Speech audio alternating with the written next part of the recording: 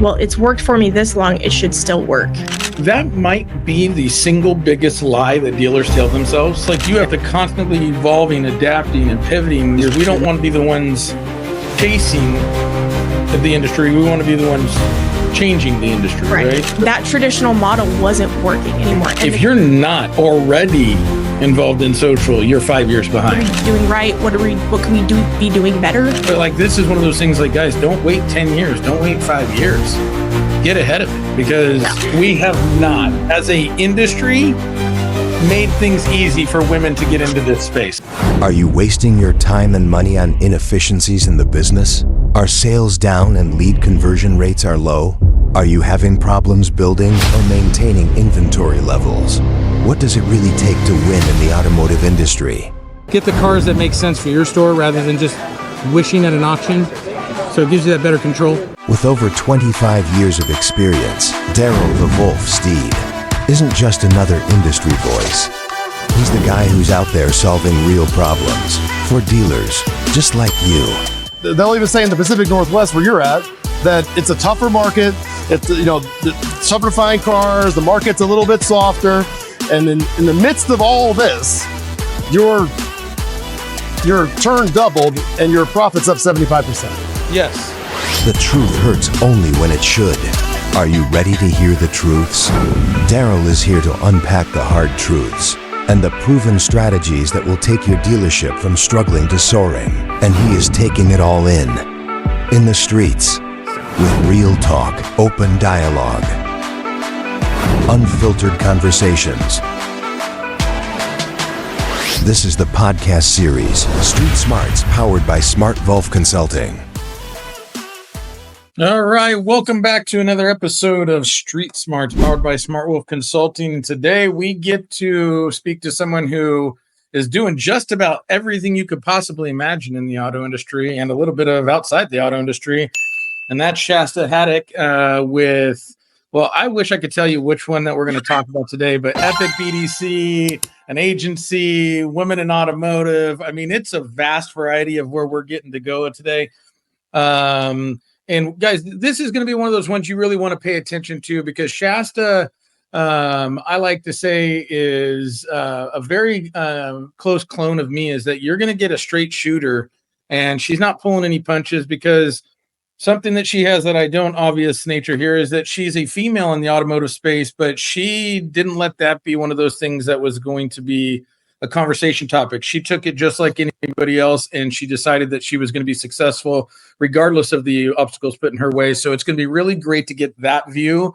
And then more importantly, just what's going on in the industry, because she's talking to as many dealers in a different fashion as I am about the ebbs and flows of what's going on. So let's welcome Shasta to the show. And then Shasta, we like to start this podcast a little different than yours, because yours is so much better than mine. But we like to ask everybody, not career-wise, but in life, where are you winning right now?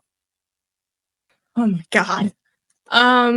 That's a great question, because the career is just taking up so much time.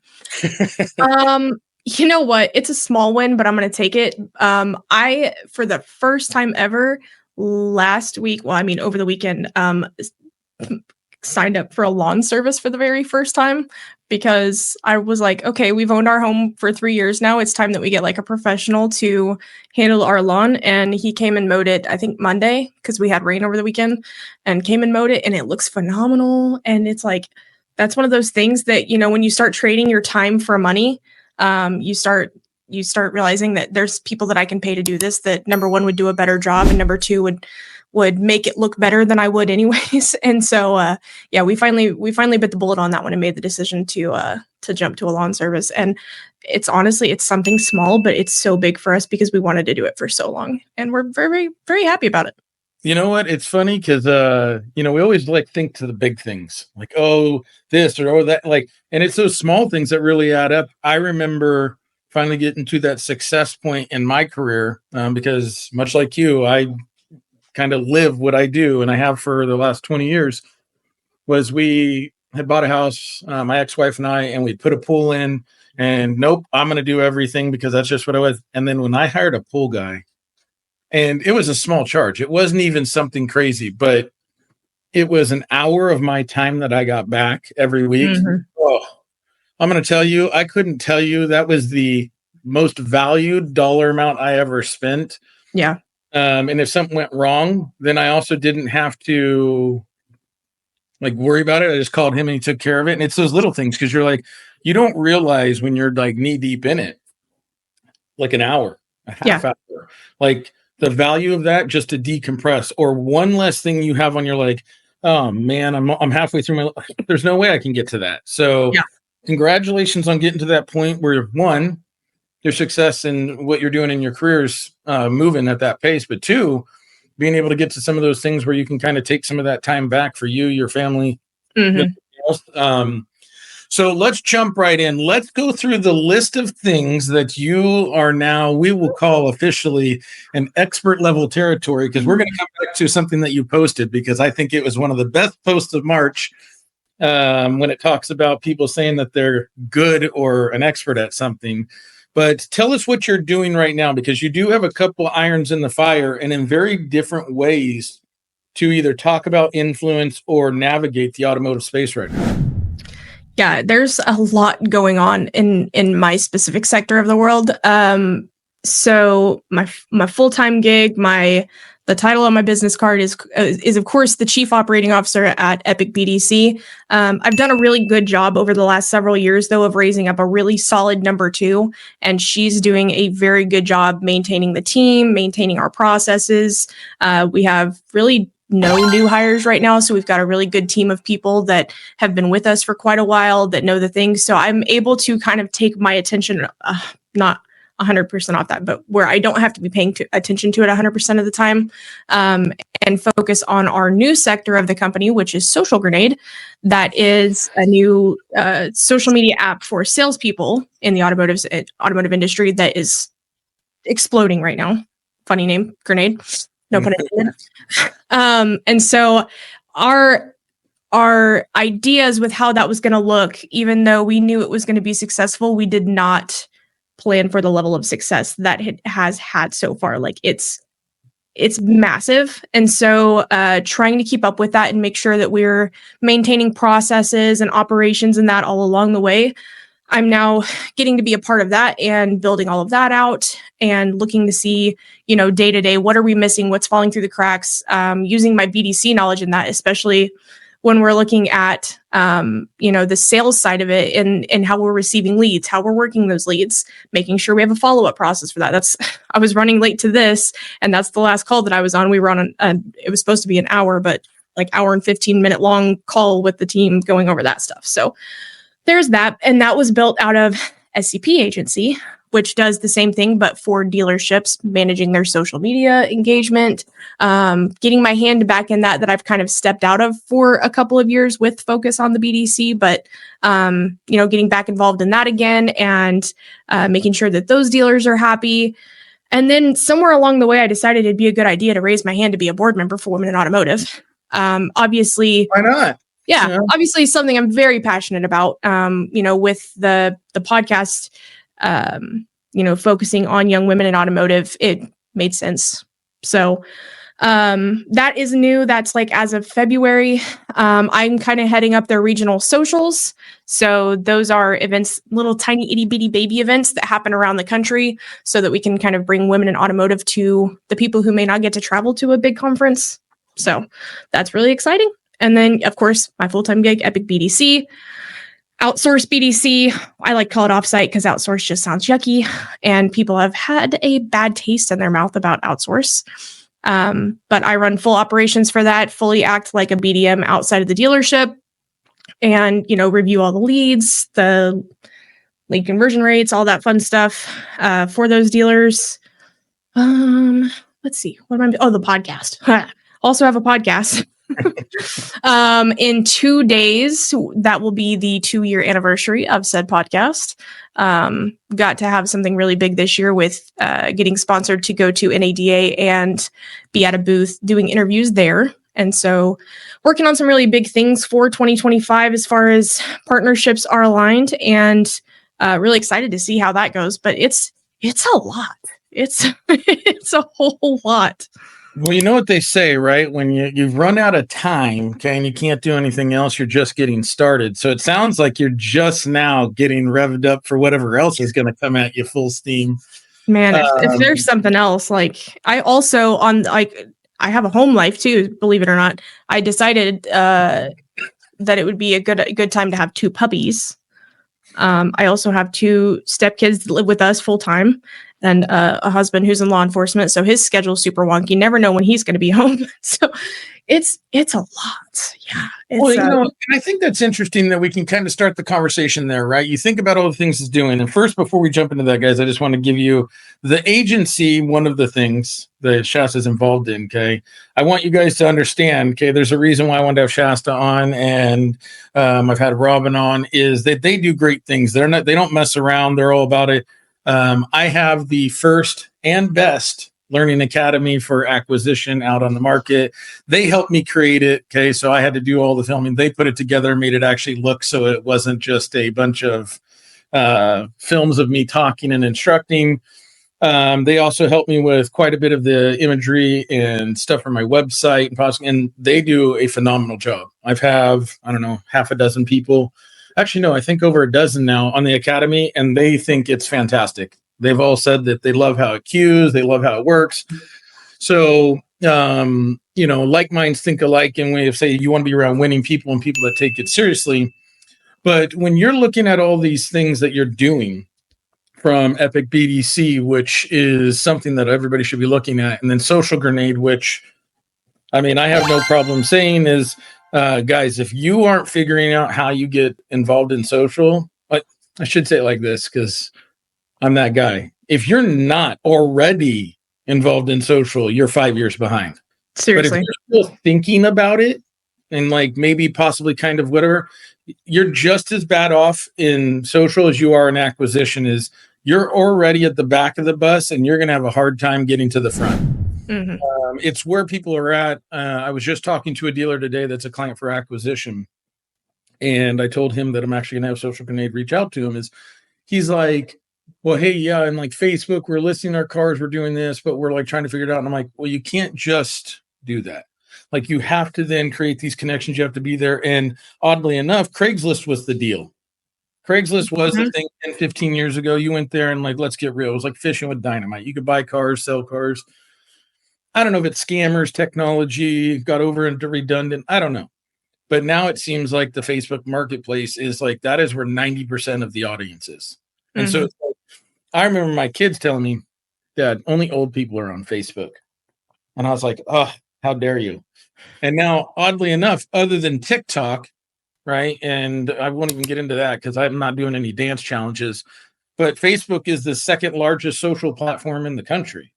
So, and when we get to TikTok, when we're talking about servability, no one's shopping there. They're engaging, but that's not a shopping apparatus yet. So I think it's interesting when you have these things, how do they like, and then the women in automotive, I think is going to be something we'll definitely address because I think that is something that should have been highlighted years and years and years ago. So I think it's fantastic that that's actually becoming prevalent because I have no problem saying behind every great guy is a better woman. Okay. So you guys are smarter than us, faster than us. We just like to think that we're doing it better. But with Epic BDC and Social Grenade, what are you seeing right now in the market from where people are either winning or they're struggling or they're just not adapting? Like, what are you seeing? Like, one, how that's helping them, and then where people are struggling to figure out what they need to do. I think the biggest struggle is the lack of realization for some dealers. And you and I would think like their thinking has got to be beyond this. And there's some of them out there that it's really not, that, well, it's worked for me this long, it should still work. And they legitimately believe that. And there's certain types of marketing out there, and I won't go too in depth or too into details to like call anybody out. There's certain types of marketing out there that 10, 7, 5 years ago worked really well and was the secret sauce for some dealers and getting an advantage in their market, and is now the thing that's holding them back because they're not keeping up with the times.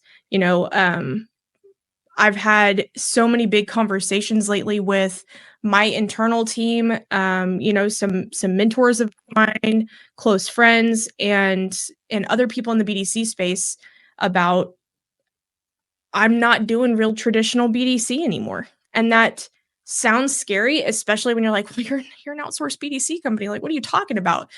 But that traditional model wasn't working anymore. And the cool thing is, with us being outsourced and having stores all over the country, is I can test something in one area at a time and then pull back or keep it going and then test it in another area of the country or test it in all areas of the country at the same time, and then be able to say, hey, this is an industry-wide change, or hey, this is just going on in this market. And so probably around, I want to say October or November, we just noticed, like, I'm always listening to calls. I'm always reviewing text conversations, seeing, what are we doing right? What can we be doing better?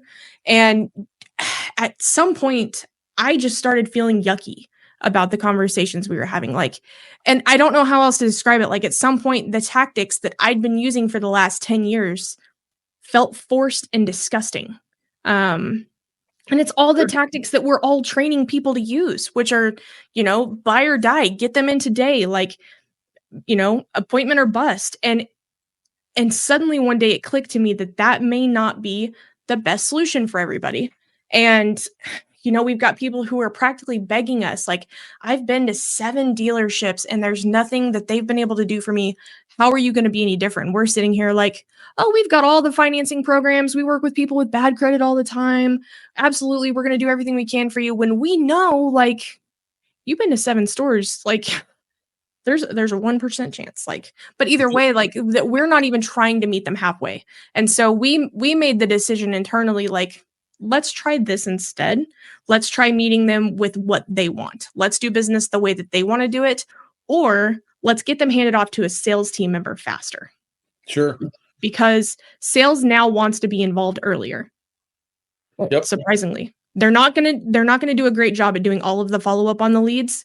But if we can hand them over a warm conversation or even a hot one that's live on the phone, do a hot transfer over to the store, they love that. And they're going to do a great job with it, better than even we could, depending on the store. Depending on the store. It's funny you say that too, because dealing with acquisition, it's funny how these conversations translate to many pieces of the market.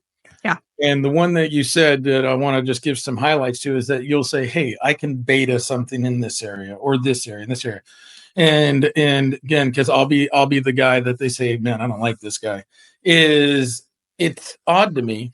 And when I say odd, it's not really odd. I just wanted to say it nicely before I said it directly. It is outside my mind, retardedly stupid. Okay, and I don't mean it as like disconnect. Like you are being like you are really trying to be dumb about this when you say, I think what I'm doing, and let's just say the East Coast, is the only way this can be done effectively.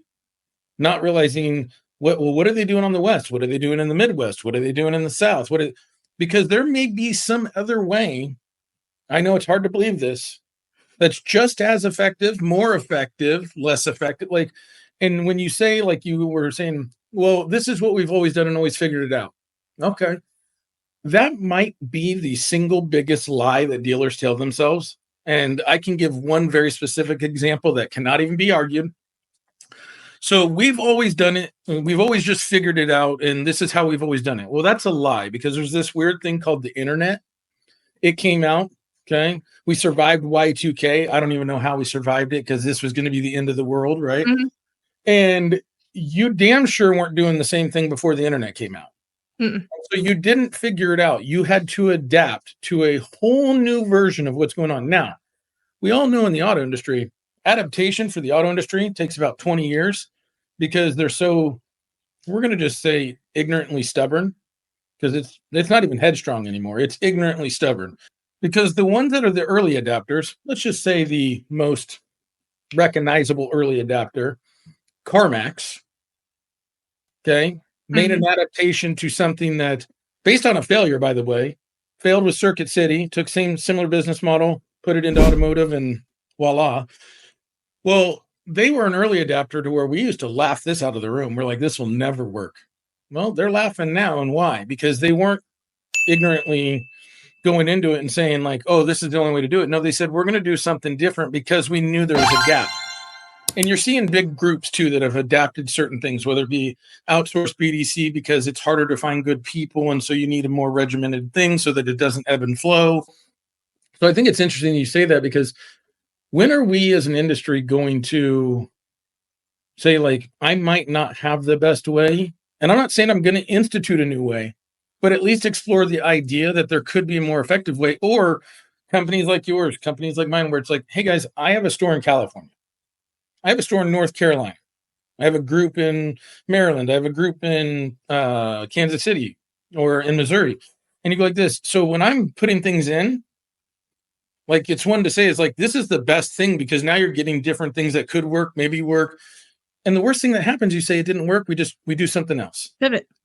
And so instead of like, oh, this is the only way we can do it, I think it's really interesting that so many people are like hoping that they get through, or that it doesn't change or something like that. And it'd be, I would love to see a store that says like, when they see something changing, just adapt it. Like they just say, we're in, and not to failure. I don't want them to like get in and just be ignorant about and like not doing it, but like, we're going to give this a whirl because we don't want to be the ones chasing the industry. We want to be the ones changing the industry. Right. So that'll be interesting to see. Now with Epic BDC, are you seeing more stores moving to having that outsource model?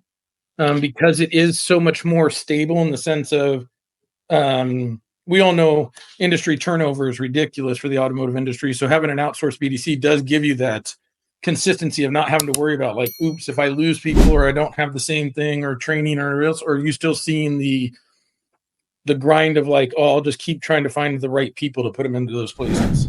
Yeah, there's been a surprising shift, I would say, over the last 6 months of dealerships going back to rebuilding their in-house team. So whether they got rid of it at some point during COVID or inventory shortage thereafter, and then, either had the sales team work the leads in the meantime or outsourced in the meantime, they're now going back to rebuilding it. They know the importance of having a team to follow up with the leads, and they're implementing it. And I think most of them are learning sales is not the long-term answer. We need sales selling and, building their own book of business, not working on the internet leads. We can have a team for that. And I mean, you can even have a dedicated sales team for that and build out an internet team. But no, that there has been an obvious absolute shift back to rebuilding in-house. So with that being said, right, we're going to go back to the 1990s model, right? Because that's about when BDCs first made a big push into the market, right? Definitely wasn't the 80s, because they didn't care about follow-up at all then. Mm-hmm. But late 90s. So when you see that, then like, are they doing this on the, well, this is what we think we should do? Or are they seeking out training and developing so that they at least do it right? Or are they just kind of going like, hey guys, let's just kind of start it and see what happens? It seems from the ones that I've talked to, it seems like they're going into it informed. Like we had a dealer, I'll super honest, open, transparent. We had a dealer that we worked with for several months, that had made the decision to rebuild their in-house team, which meant that they would stop working with us. And, we held their hand every step of the way, made sure that it was a very smooth transition, but it was months of work leading up to it, making sure they had the right people, had the right processes, had everything built out the way they needed to. Granted, that's just one store. I would hope they're all that way, but I mean, I've talked to more people about BDM training in the last 6 months than I probably have combined in the last 2 years. So, and that's all them reaching out to me or Robin, and not us reaching out. If I'm being completely honest, I have no interest in training people at all. As we know, I don't have enough time on my plate. So, if you did have enough time, is it something that would interest you, or do you realize that training and getting them to grasp and implement that process is one of, if not the hardest things to possibly do? I mean, I would painstakingly, I would. we talked to a dealer a couple of weeks ago that most of the work would be done with the girl I was talking about earlier. Her name's Chrissy, my number 2. Most of the work would be done with her. And then I would probably be on at least a weekly with the BDM, making sure that she understands her CRM, making sure she understands how to coach, all of that stuff.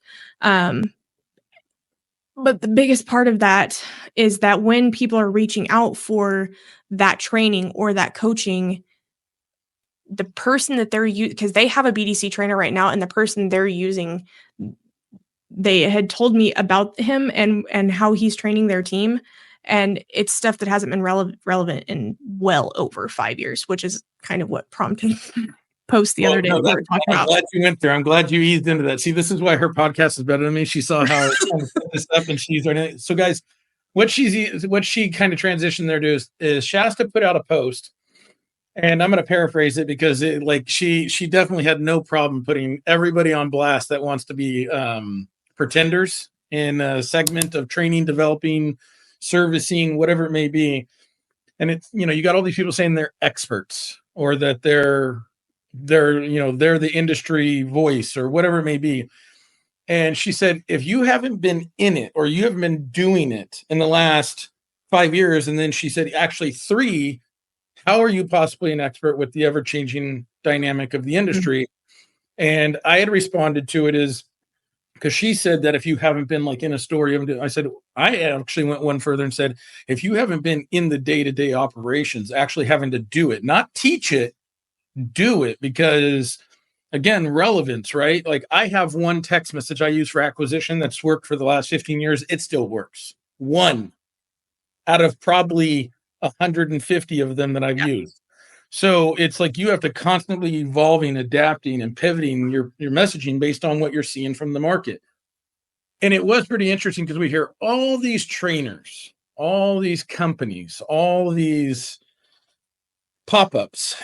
I'll just put it that way because, man, it feels like cockroaches with the lights on lately, is that it's in a full scatter effect of everywhere, is that say, oh, I can help you do this. Well, I remember getting this question. I know Robin and Shasta got this question because I happened to be standing there when she was at NEDA and they were asking, like, how do you know? And if you can't show results, like actual verifiable results, not just talk about it, I can make up any number you want.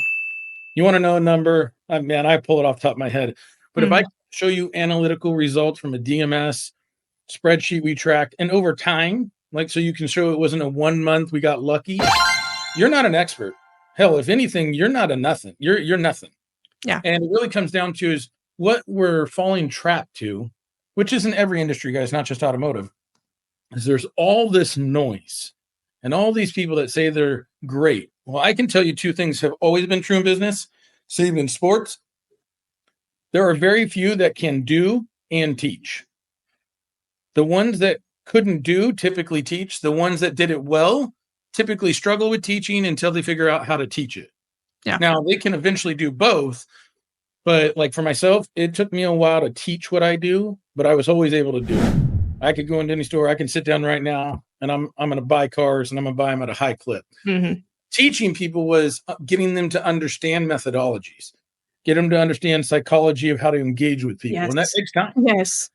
And same thing with BDC, because it's, if you're selling it, it's the same thing. It's the connection points that are the things to get people to understand, because their life is different than my life. So I interpret it different than they do.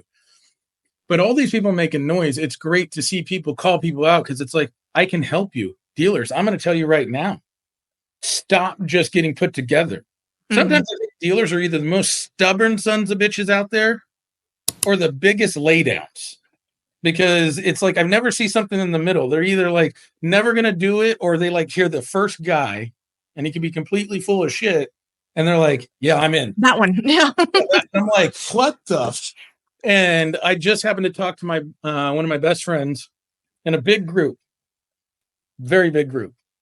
Okay. Says that they hired a guy. He did not make it at the second largest group in the country. Okay. They got rid of him. Second largest group.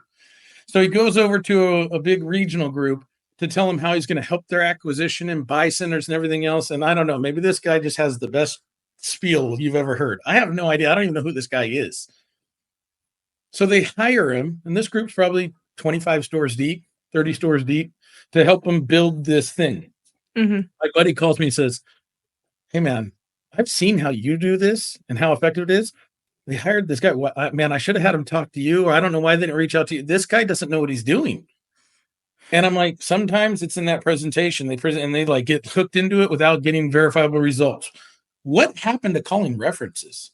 Dude, Like, I swear. had 2 dealers I presented. They said, "Do you have a list of references?" I'm like, "Yeah." And I have like 15 of them. And I put Yeah. the person, the store I worked with them at, what they do, like, so that they knew it wasn't just a call. Right. And of course, I didn't think they were going to call anyone. I've been asked for references plenty of time and no one calls. And then I get a call and they're like, oh, like all my buddies called and said, "Oh, by the way, yeah, someone called for you." And I was like, "Hey, good to know," because I'm like, but what happened to calling and verifying what we're saying? Right? So it's kind of interesting that that's going on. And I hope that we get better at it, because this industry can be really great if we did business how we said we wanted to do business. And with that being said, is like, guys, I'm gonna be the first one to say it. Okay. Stop trying to say you're an expert in anything. Okay. An expert requires that you can do it, teach it, okay, and you can produce results beyond the average. That's an expert. Well, Right. and there's some people out there that are like really good at speaking on stages. Like they command a good stage presence. They're really good at coming up with presentations. That doesn't necessarily make them the expert that should be training your team. Sure. And that's gonna sound awful. And I mean, I'm talking about some of my friends here, and that's kind of the rough part, because some of these people are in a I mean, it's not really competitive, but in the same space as me. And I look at them and I'm like, I don't know that any of them have any idea what's actually going on in the world as we know it. Like, when's the last time you looked through a CRM, looked to see what the customer responses are? Like, listen to the phone calls of the customers, did all of these things to know, hey, this is what's happening. Watching the lead sources, trying something new, not trying something new because that didn't work. Yeah. But analyzing and trying those different things. And it's exhausting and really hard for me to watch and hear about from, friends of mine that ended up going different directions or are doing different training methods, and hearing that feedback and, oh, they don't do this, oh, they don't do that. Like, yeah. Well, but I think part of what you said is, and you can relate it to something everyone understands, is some people can talk on stage and do a really good job. Yeah. I'm okay on stage. I'm not like, Same. You're not making me a keynote for 2 hours and I'm somehow jazzing up a crowd. Okay. But I mean, I'll do okay. I can get the point across. I'm interactive, but I am not a TED Talk speaker by any stretch of the imagination. However, it's just like an interview. Have you ever interviewed someone and when you're done, you're like, holy hell, that's the guy or that's the girl. And then you hire them and you're like, holy hell, I got put together. I was punked.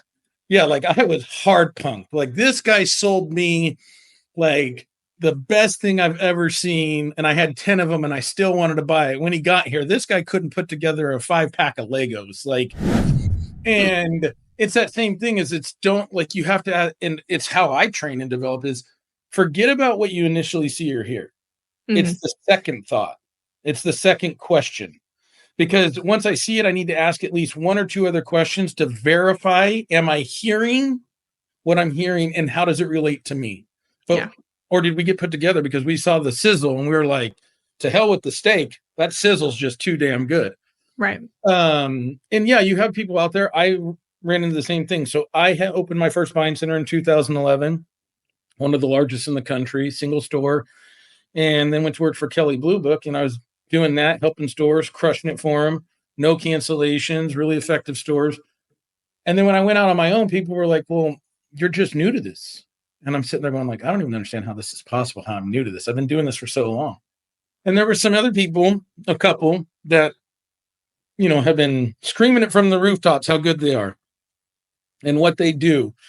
And I'm sitting there thinking to myself, when they're talking about what they do in their stores, I'm like, that's like what my shitty store does. Like, they're like, oh, I had a store that bought 60 cars. I'm like, that's like what my worst client does.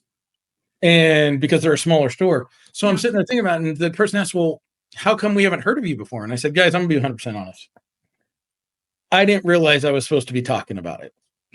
I've been so busy doing it that I didn't have time to go out there and tell everybody and pat myself on my own back. Yeah. I'm just doing it. And the only reason people found out about me was you would struggle. Someone would tell you like, oh, we got this guy. He helped us out. I only work off referrals. Yeah. It wasn't until this year that I started doing like outside speaking engagement, not like being invited to speak, because I've done some of those, to drum up new business, because it was always referral. And people were like, well, like, how come we haven't heard people? I'm like, I'm sorry. Okay. People that talk about it typically can't do. And I've just been doing it. And oddly enough, a couple of the people that talk about how they're the greatest and how many they've done and all these things, they don't have anywhere close to the results that I have with my clients. Because I'm not going to say I'm Jerry Maguire. He's way better looking than me, of course. But I do believe in his theory of smaller base, more time. I'm going to your store. I'm getting in it, right? Which I know you guys do, right? You guys have that personal attention. And yeah, you can't take on as much to give the same level of experience, but you get better results because you're in it with them. You're a partner, not a vendor, right? And I think that's a difference in things. And so I think it's interesting that I'm hoping the industry comes around to where we're stopping, like just hearing the sizzle and we ask a next question. We call a reference. We do this. I had one guy call 6 of my references and then called me and said, hey man, yeah, we're just not ready for it. And I'm like, I don't understand what happened. But then he told me, he says they're changing a DMS and a CRM. And he's like, if we did this on top of that, I think my whole store would quit. I said, oh, I agree with you. Like you're going to change acquisition, DMS, and CRM. Yeah, buddy, you'll be an army of one in seconds. Yeah. And I wouldn't blame him. So he even kicked the can there. He says, oh, we want to do this, but we have to wait till that's completely settled. I'm like, oh, yeah, I agree, because I don't want to be anywhere part of that either. Kind of shifting gears to Social Grenade. I'm so excited about this. I think this is one of the coolest things ever. I can't remember his name. I'm sure you'll know it. I want to say it's James, but I don't know. Is that you guys have a testimonial on LinkedIn or Facebook or whatever else. And the reason it caught my eyes, because I had talked to Robin and Beverly and you and Social Grenade, and let's get real, no one else is really showing people how to really dive into this bad boy. Yeah. And so then I see this post from this guy, and he's obviously somewhere where there's snow or something like that, because he drives in a plow truck. He's doing a testimonial, and he says, look, this thing's great. And he says, I only do like 50-60% of what Robin told me to do. And I went from selling 10 cars to 20. And he's like, could you imagine if I actually followed the plan that you gave him? And I laughed, because you can tell it's not scripted. You can tell it's just him talking. And I was like, that's real right there. And more importantly, that's exactly what I would expect out of every salesperson. There is no salesman in the world, if I tell him, hey, bud, if you do it just like this, you're going to have results. I know it. I'll guarantee it. They're going to do 50, 60, maybe 70% of it if we're lucky. But the fact that he says, look, I know I'm not even doing everything. I'm not even doing it right. Yeah. And it still increased I'm like, so now we have a real like conversation of, so even if you can't do all of it, or you're a little lazy or a little space case, or we have now found something for the industry that legitimately gives you a pathway to being more active. And the other part about that is, and I struggle with this every day. We all know Google's expensive. I'm not going to say it's not effective. It is. YouTube's effective too. Pre-roll, love it. And we all know the third parties out there, the Auto Traders, the Cars.com, the Edmunds, the True Cars, Car Gurus, all, and God knows whatever else behind that. They're not cheap either. They're not. However, Facebook, Instagram, TikTok. We're going to leave X out of the conversation because I have not seen anyone do any type of Twitter type campaigns that are any type of effective, but I'm not saying it can't be done. I just haven't seen it yet. It's different. Yeah. Different markets. Like pennies on the dollar, half a pennies on the dollar to stretch and do these type of campaigns and these strategic things.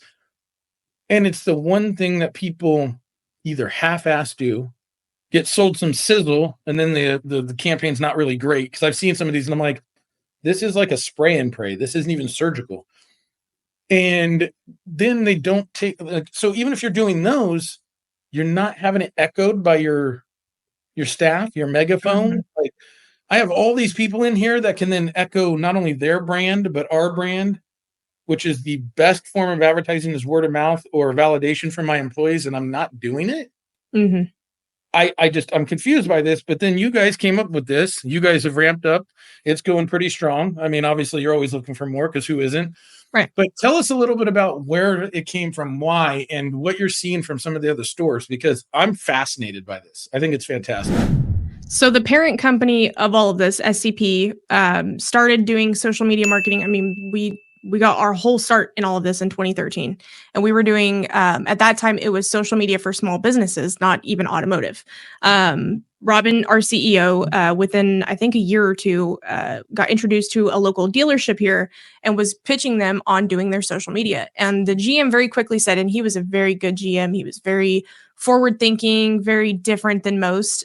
He said, yeah, you may know a lot about social media and marketing, but you don't know anything about automotive. And if you're going to learn anything about automotive, you've got to come work for me. And she's like, I don't want to work for you. I have a job and I have a company. Like, what are you missing here? And he's like, no, but you need to understand, you need to be inside the dealership. I'm going to put you in a management position so that you can learn the dealership inside and out. And you can run your agency from here. That's perfectly fine. But you need to learn the automotive space. And, she thought it over for some time and she finally what do I have to lose? Like, as long as I can run my agency from there and build it all the while, why not? So she went to work at the dealership, and boy, was he right. Obviously, as we all know, there's so much you don't know from the outside looking in. And if you joined the automotive industry as an adult, you know that to be true. Like, all of the things you didn't know until you were in the industry. So, what the CIT log in finance is, or how warranty and admin works, just all of the different facets of everything, and how everything also has to work together in this big cog and this big machine. And it all has to go in the right direction. Otherwise it's pulling against each other. And so she, in that time, learned automotive, learned what she needed to make it successful. After that, she's like, okay, I'm ready to branch off and start getting some more automotive clients. GM, you're connected with a lot of dealers. Start connecting me with some more. Send me to some conferences. I want to connect. I want to network. I want to learn more, all these things. So we grew in automotive in the middle of that, and quickly realized, the salespeople at dealerships are posting things on Facebook too. But okay, keep in mind, this is 2014, 2015, 2016. Facebook's popular. It's not being overrun by ads. A lot of businesses still haven't figured it out yet. It's not what it is today, right? And so they're kind of posting, but it's aimless. It's not directed at anything. And back then, if you were caught posting business-related things on a profile, your profile could get shut down. It's obviously much different now with the professional dashboard. But they pushed anybody who was trying to run a business or sell anything whatsoever to create a business page. So we would do training whenever we picked up a dealership. We would do training with their sales team, create them all Facebook pages, make sure the branding was on point, make sure that somebody at the dealership was admin on the page, all of those things, and then train them on how to post to it, how to come up with content, all of this stuff. I will tell you, we were lucky to get 25% of them bought in. And we would do very detailed weekly reporting, telling them, this is how many page likes you have from last week to this week. This is how much reach and engagement you're getting from last week to this week. And still, some of them would never make a post at all. Some of them might half-ass it and do one post every other week.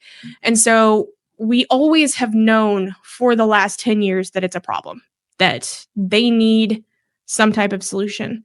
And so more so the last couple of years, the popularity of TikTok, going through COVID, we saw what that did for social media. Introduced a lot of people to social that, may have either not been on it before, or maybe made them a little more reliant on it when it comes to finding businesses. And so we knew during that time, we really had to kind of buckle down and figure out, what does this even look like?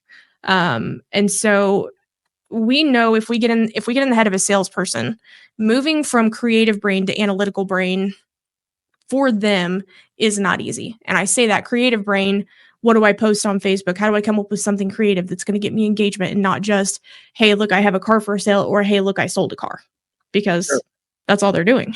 And so that's transactional. Yeah. So that's creative brain, is how do I come up with something other than that? And analytical brain is, I've got to work all these numbers for my customers. I have to follow up with these 5 people from yesterday. They're going in and out of those brains multiple times a day. And so if we can stop them from having to be in that creative brain, they can stay in their analytical brain. We create the content for them, we create the verbiage for them, and we give them the text prompts and tell them, hey, this is what you need to post on what day. And then we're going to go over with them how it performed. Like, all they literally have to do is find it in the app, click post, and it's on Facebook, and then respond back to the comments. Easy as pie. Yep. And the dealers that you've had jump in there, right, have already seen immediate success. I saw one post Robin did too, which was like a lift, which what I'm about to say, guys, I don't want you to think a lift just magically translates into results, because there are the things you have to do. You can't just get audience and then do nothing with it. But their lift was like a 4,000% increase. It was insane. They had like X, and they were like in the 100, 200 impressions to 13,000 impressions or something like that. Yeah. And it's just, think about that, right? As a store, and this is one person, right? They just took one person to show like the ability, right? If you're doing everything. Can you imagine if you have a sales team of 10, 15 people, right? Let's just say 10, 15. We don't even talk about a big store that has like 50 sales guys, right? And they're doing this. And then exponentially make that different, right? Like, okay, if you have 10, 15 salespeople, what if you have like 8 service advisors? What if you have some sales managers? Let's assume that you were smart enough to have an acquisition strategy and I'm helping you. Well, the first thing I'm going to say is, I've already talked to Robin, like, how do we take this and tweak it for acquisition? Because I don't want sales related content. I want acquisition related content. And then you have all this, and now you have all this different messaging. Did she tell you there's acquisition stuff in the app now? Yep. Oh yeah. As soon as I said, she was like, yeah, she's like, we're on it. Like, I think it took her like 2 days before she was already in the lab figuring it out. And I said, so if you take all these people, and let's just assume your store has 50 people on the front end, 50 is a great number.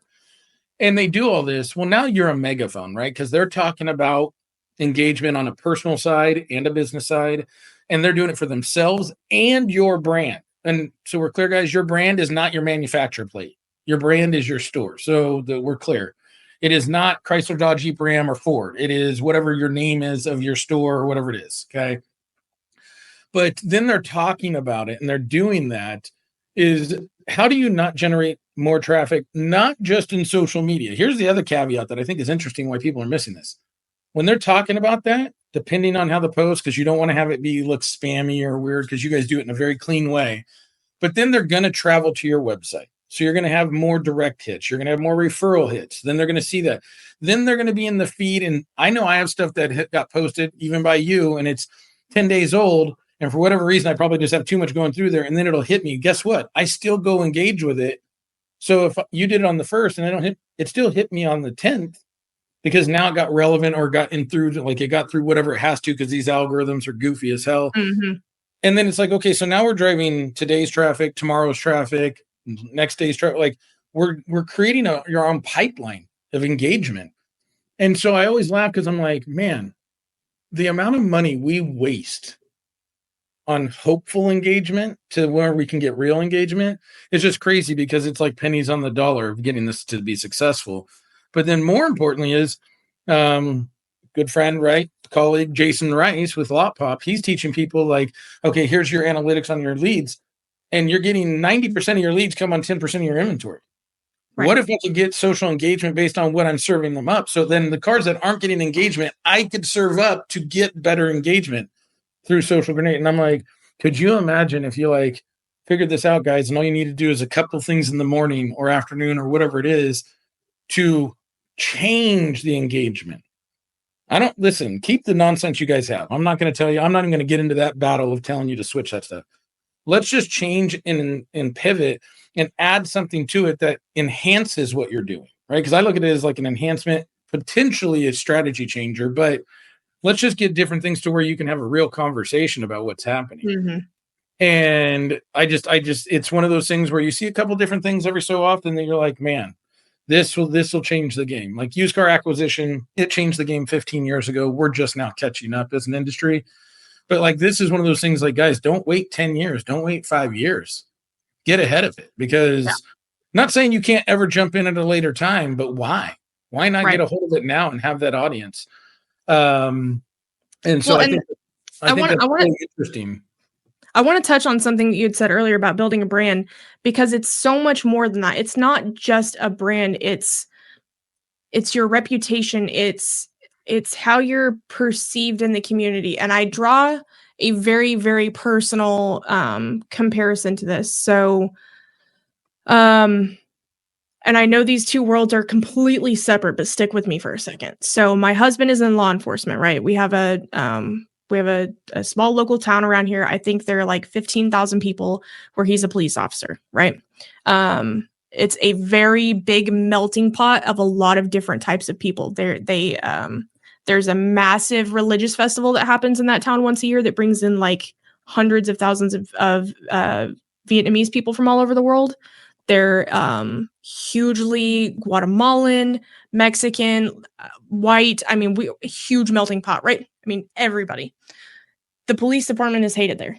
Like, they're enemy number one.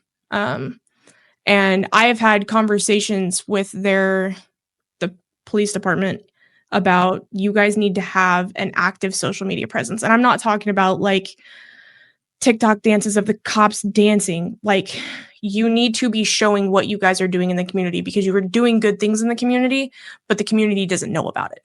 Like, sure. You are taking drug traffickers off the street. You're taking abusers off the streets, people who are assaulting multiple people who've been wanted for a really long time. You are doing your jobs and protecting the community, and you're not telling the community about it.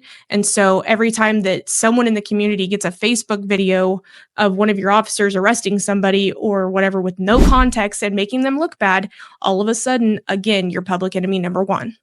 And they will not do it. Will not do it.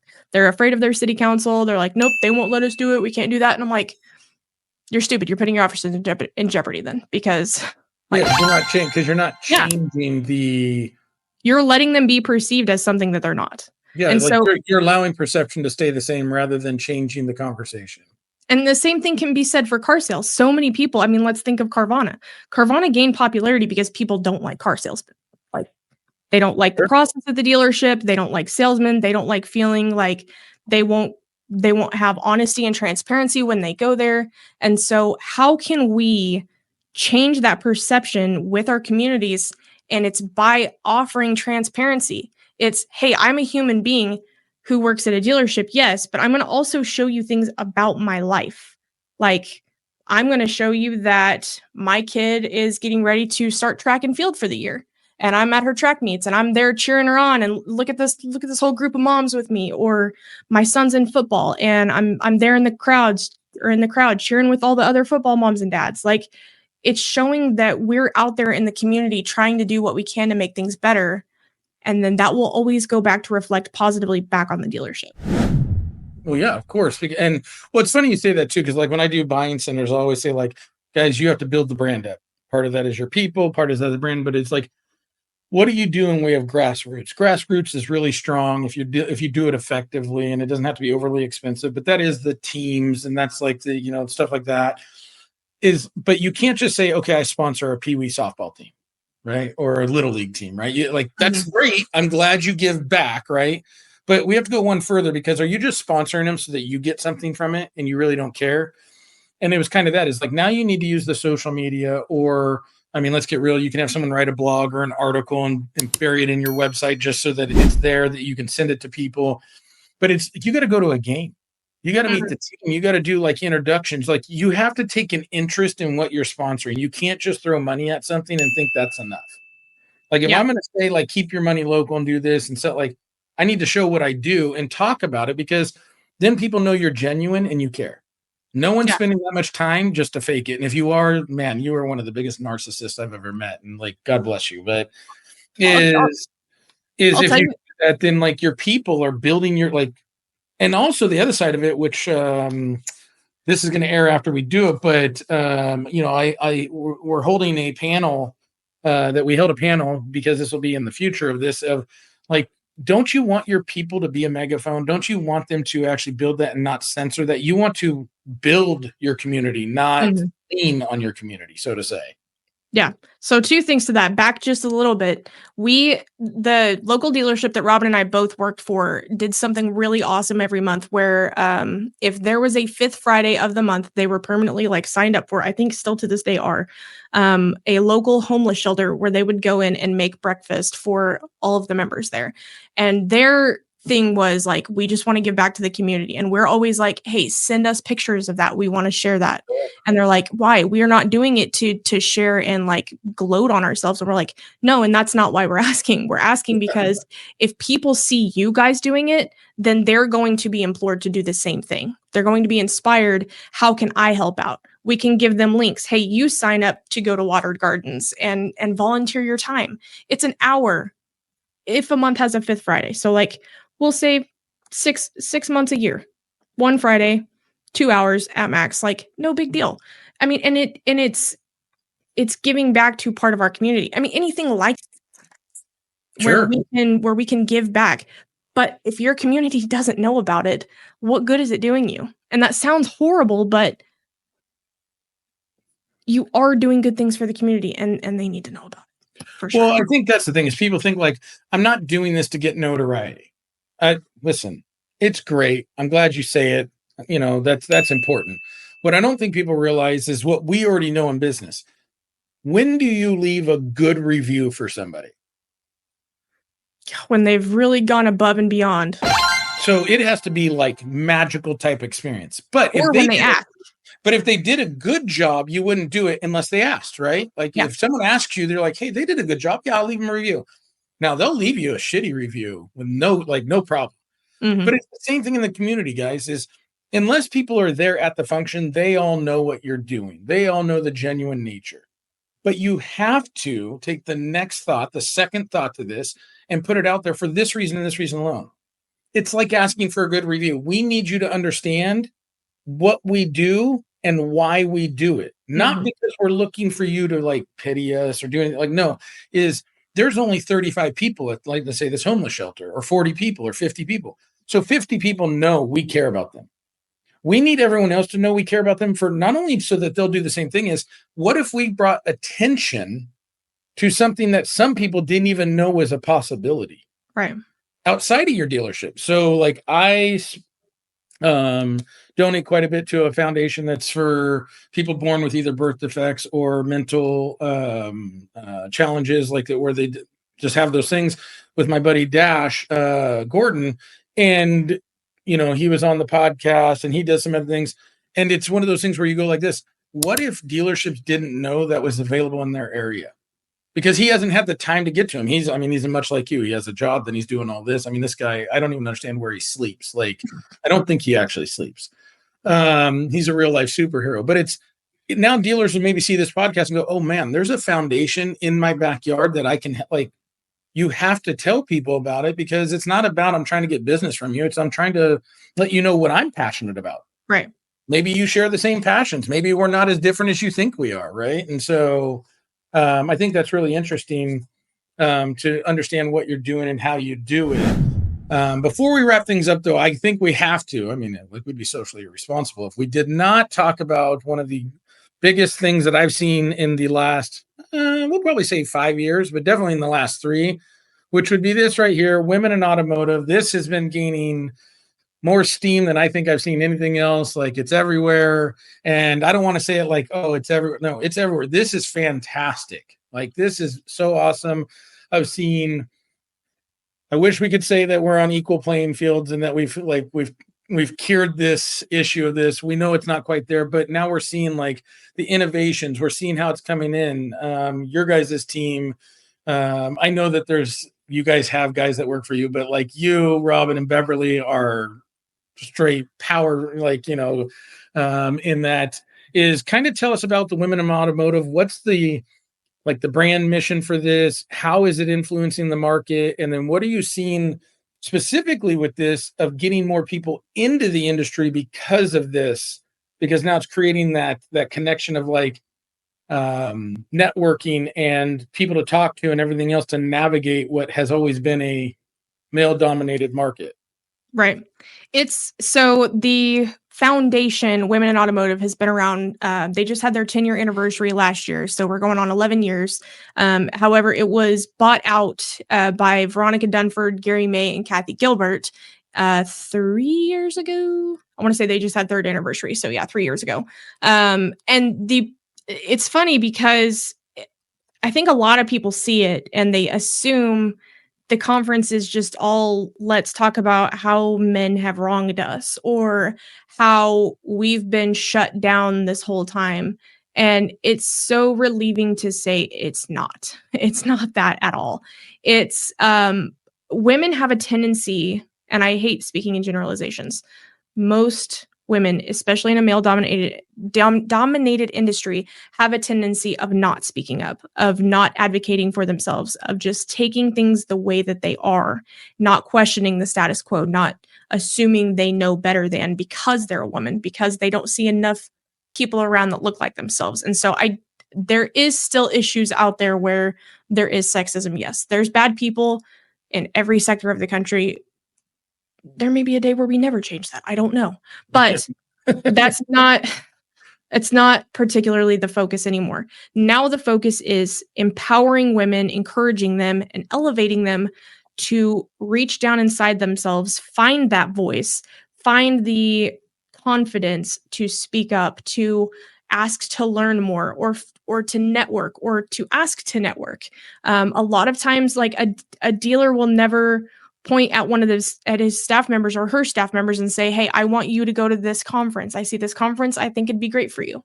But people don't know that it's their job to raise their hand for extra learning. Like if you want to know more, if you want to learn more, if you want to network, you're probably going to have to raise your hand for it if you're not invited.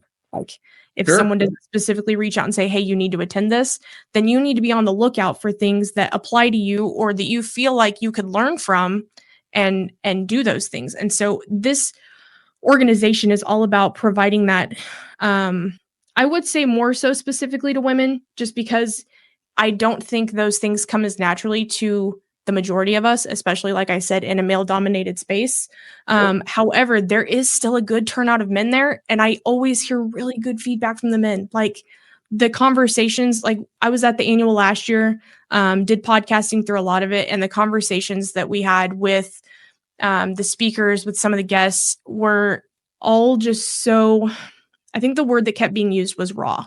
Like it was honest, it was vulnerable, it was, barriers were broken, obstacles were overcome for sure, but it was open and raw. And that's not something that you get at a lot of other conferences, if any, that, where the speaker's not trying to sell you something or have a backwards agenda, where they're just being raw and honest with you and trying to teach you a life lesson. So I think it's interesting you talk about that and I wanted you to obviously get into that because I think people they initially say women in automotive. So they're like, oh, this is like a feminist conference, right? Like, oh, it's just anti-men, which listen, I've been in this industry for 25 years. They would be warranted to have one of these conferences. Okay. We have not, as a industry, made things easy for women to get into this space. Okay. So let's just be clear. If they wanted to do that, they should, but I want to give credit to men though. Like I'm 30 years old. I've been in this industry 10 years, which means depending on who you are, I'm either new to it or been at it for a while. But I will say I have had more positive, uplifting experiences from men than I have from women. Sure. And what I like that you said is that when men are coming to this conference or if they're there is what I think I like, and I haven't had an opportunity. I've talked to some of the people there. It's always conflicted with something else I have going on. But is that I think it's also one of those great things, like you said, to break barriers and connect is how to have conversations in a productive manner, right? Because you always learn training from a very certain, and it's usually from a male voice, right? It's not, I'm not saying men are doing it, but it's usually from a very masculine type situation, is to just sit there and talk to different people and get to know different views and different engagements and what they see, because everyone interprets life different. And here's the thing, guys, when I say this, from drama queens to massive bravado, that doesn't mean you're a guy or girl. I have had just as much drama out of a guy as I have from my niece who's 16 years old. Okay. So, but it's when you start to get to know people's walks of life, it's now it changes your perception of how can I engage, build, develop, hire, whatever it may be, in a different way. And so I think that's really great. Plus, I do love the fact that it allows for networking, of finding and giving people the voice of being able to step up, talk up, speak up, but then having that network of understanding, like if I am struggling, or if I'm like, man, I don't know how to handle this, being able to lean onto some of these stronger female voices and saying, hey, look, I ran into this situation, 30,000 foot view, what am I missing? Or because that's also been a disconnect, is being able to be vulnerable enough to ask for help from that side, right? It's always like, well, this is how we've always done it. Mm-hmm. Which we still see as we started this podcast of like, this is what we do. Like, it's just what it's being able to break that wall down and actually kind of empower connecting and bridging that, which I think is fantastic, because I've met some really, really innovative people, and being able to have conversations. And I have a couple of sources, like, trusted sources now I can call and say, hey, look, I know I'm not seeing this right, or I'm missing something. Mm-hmm. I just can't figure out what it is. And so to be able to have that there and be able to not feel like you said, not feel like I'm being judged, right? It's like, no, this is just how we get better, I think is good for the whole industry. It's not just a female thing. It's good for the whole industry to let people have that same voice across the aisle, so to say. Yeah. And it is. And it's funny. So our very first social, the regional events I was telling you about earlier, the very first social we held was, barely a year ago. It was in Kansas City, and it was big. Like, we didn't know what to expect, just because it was the first one of its kind. There was so much interest in it. Because I'm in Joplin, which is like 2.5 hours south of that, I invited my husband, because I'm like, well, there's not a whole lot of events where you get to come see me in action, or see me, connecting with my people. So, come up here. It's a 3-hour event. You're off work for the day. Just come drive up and be a part of this. And his feedback afterwards, which he's been in the automotive space, like we met at a dealership.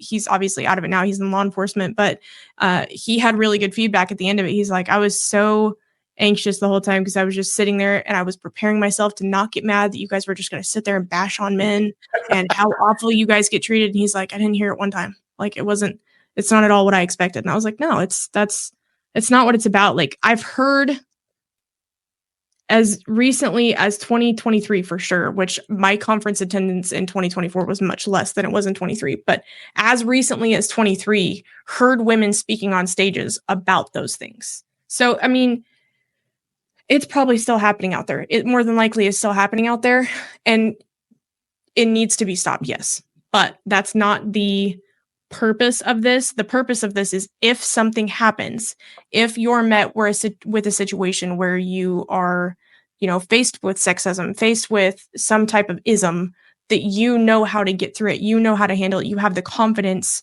to be able to push through it and not just sit back and let it happen. Sure. And by the way, guys, wokeism is not an ism. Okay. So that's not an ism. Okay. That's another thing altogether. But no, and I think what, like when you say that, I think it's great, because yes, I've heard people talk about this, but then I had someone live, which will eventually come out on the podcast towards the end of the cycle of like just re-airing it in a, so that it can be out there outside of the live.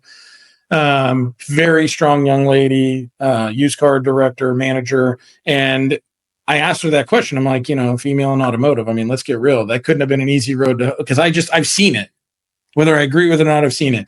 And she says, you know what? That's the difference, right? Is people either lay victim to it, or they say that they're not going to let them stop them. And I think how you stop it in the industry is, and I could be wrong, is don't come into this if you're looking for that to be something you can blame it on, right? Like, you have to go into like, every job has issues, right? You got to go like, yeah, maybe this one's more or less depending on the dealer. I'm not going to sit there and say that there's good and bad, but if you go and go, yes, if you want to be successful, your success is based on what you wanted, how you get there. It's not based on anything else. And she took a very hard line at this of like, like, I don't care who it was. I wanted to do this. This is how I was going to do it. I didn't care. And it was kind of refreshing, because you didn't get to the, I've dealt with this, right? So I think part of it's a frame of mind, but yes, it would be nice if we realized like, hey, like, everyone gets the job done.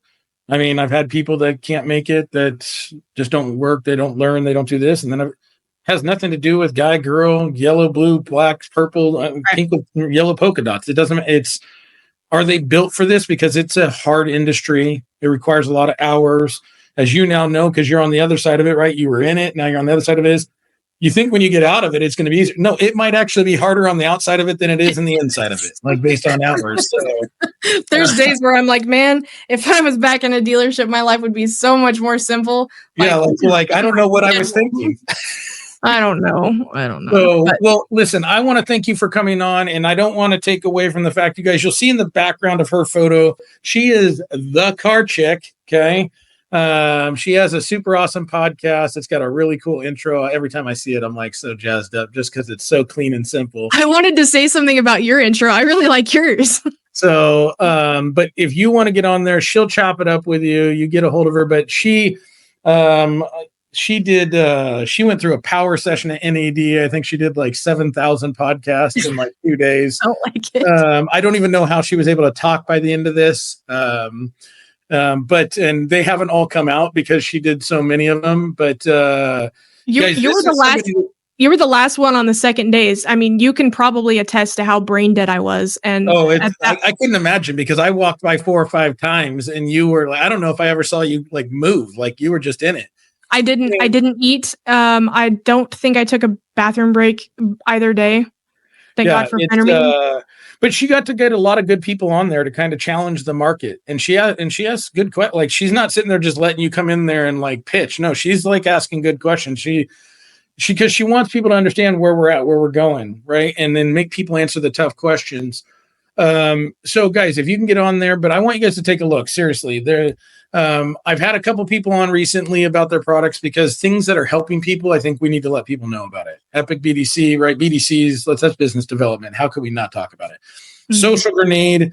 Okay. I will tell you guys, I think it's the 2025 thing to talk about. Like, I think it's one of those things where if this doesn't become one of the, like, whatever we talk about in the industry, like most influential businesses, new businesses, I'd be shocked, because it's attacking something we need to have in our business model, and it's doing it in a very productive and proactive way. Mm-hmm. And then women and automotive guys, like she said, okay, if you're a guy like me, okay, strong female individual, go and like learn how to bridge the gap, make yourself better, right? Stick your hand up and say, I really want to go to that. I'll tell you right now, I'd be shocked if any dealership, if a female came to the GM and said, I want to go to this so that I can better my career, I'd be shocked that they wouldn't want to send you to that thing and like figure out how their store gets better, right? Like, yeah. That's how we bridge the gap. So we're going to sign off, and Shasta, I'm going to have you stay here with me for a second. But guys, Street Smarts, powered by SmartWolf. What I'm hoping you got out of this today is the same thing every single week, is that you got a little bit of information that made you a little bit better, learn something to where you can walk away and say, hey, that's something I didn't know, somebody I didn't know, somebody I need to reach out to. Because at the end of the day, it's about helping people and bringing stuff from the streets back into our stores so that we can get better every day. See you guys next week for the next episode, and hope that you guys are doing everything you can to make the industry better.